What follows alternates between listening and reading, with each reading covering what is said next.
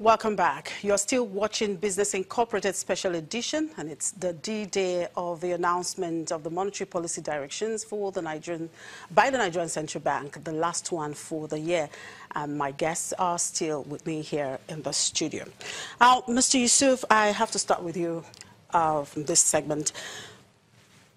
Dr. Kingsley Moghalu, the former CBN Deputy Governor, was on one of our shows last week, and he explained that there is high interest rate. We seem to have high interest rate in Nigeria because of inflation. And the primary role of the central bank is to fight inflation. And what causes this inflation? When you have a government that spends about 70 to 90% of its budget on recurrent expenditure, that drives inflation. And the CBN would not have any other thing to do but to actually curb monetary supply. So what do you have to say about that? You know, we need to interrogate the key drivers of inflation. I will agree with that proposition if we're able to establish that the key drivers of inflation is money supply. The inflation, from the way I can see it, is not strictly a monetary phenomenon. There is a major component of cost-push inflation in what we have. I mean, look at the numbers. We are talking about, even in the inflation numbers, food inflation is about 20%. That is not driven by money supply growth. That is driven by the cost of operation, the cost of production, productivity issues, cost of transportation. So I believe that sometimes we overemphasize the role of money supply as a driver of inflation. I believe that even for you to even moderate inflation, you also need to stimulate output. And to stimulate output, you need investment.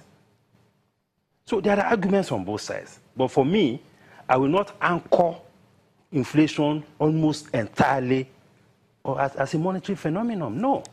Well, so I don't quite agree with. I can see Dr. Adenipe itching to say something. Now, as an economist, what do you have to say about this? I mean, clearly, we have done a lot of research on this. We've checked on correlations and the rest of it.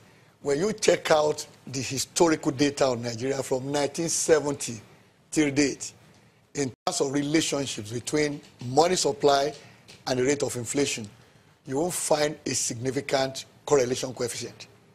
So that one, in terms of evidence, is established. Now, the other side of it, which of course aligns with what Muda said now, is the fact that the problem with inflation in Nigeria is more structural than the issue of the volume of money. So now, if you also break down the basket of commodities that we rely on to construct the index from which we derive the rate of inflation in Nigeria, look at that basket, the makeup of it. The bulk is about food primarily, which is why the major driver of the rate of inflation in Nigeria is the food index and movements in it. So the question then brings you back to the food we consume, where does it come from? And that connects to the productivity issue that Muda mentioned.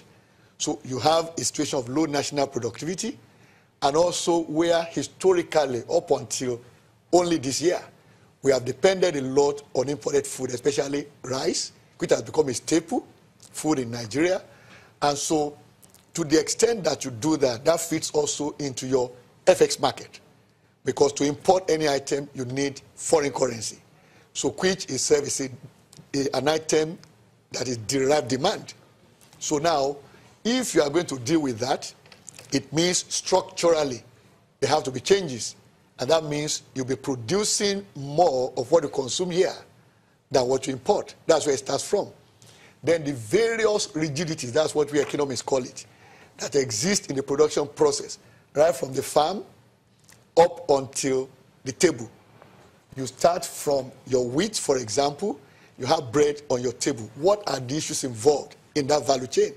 So you begin to address the problems and constraints along the value chains. That is how you begin to tackle inflation. But merely looking at inflation rate as a money supply issue will make us apply the wrong medication to a rightly diagnosed ailment. And that is what I see happening here. Just the same thing like that has happened to us in dealing with FX. Forgetting that the demand for foreign currencies is not demand for a commodity. It is demand for derived demand. Because if we don't need to import, we don't need foreign currencies. So question there will be, what do we import? And why do we still need to import them? And that connects to the issue of intervention by the central bank that my colleagues here mentioned earlier on. That intervention made foreign currencies available. Then opened a more transparent window for investors and, of course, exporters. So that, in a way, brought some sanity into the FX market. And so that helped, therefore, to reduce the pressure and the demand for foreign currencies. And that's what we see, that reduction in the, the premium between the official rate and the alternative market rate. So it's about addressing rigidities in the system. What are the things that affect production domestically that make it not to work effectively? When we address that, we see the impact on the food index and, of course, inflation rate. And I must also remark that when people say that the primary role of the central bank is inflation targeting, that is now history. If you look around central banks around the world now, inflation targeting is an issue that came up well over 20 years ago. A number of central banks have moved away from that. And they are now more pragmatic than looking at inflation targeting, which is in its 20-something years. All right. Just a quick one, yes. AK. Before, as an investment expert, what's your take on what they have said? I mean, the main thing, I think, from an investment point of view, Mr. Muda mentioned the fact that inflation is an issue. But quite frankly, if you look at SMEs, the issue is that they don't have access to liquidity. Most SMEs borrow at very high cost, but now banks cannot give them money because of the underlying policy issues like the cash reserve ratio. Now, behind the scene, imagine when you have a cash reserve ratio of 22.5%. It means that when a bank mobilizes deposits of 100 billion, 22.5 billion is neutralized. The bank cannot lend from that pool. You understand?